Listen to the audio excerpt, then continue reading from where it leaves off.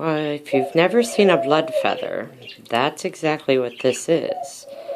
Mr. Gray picked it off of himself, just sitting here, and it was growing crooked, as you can see, really crooked.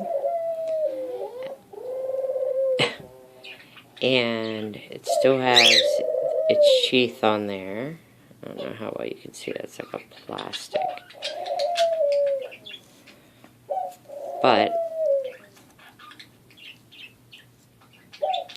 yeah.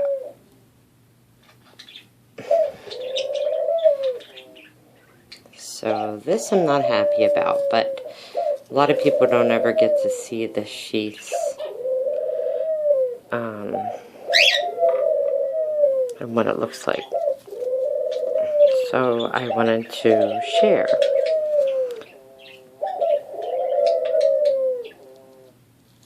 Just like a piece of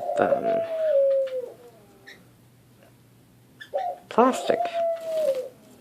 Okay, that's it. What's going on, buddy? Mr. Gray? Clarabelle, oh, are you tired? You okay, buddy?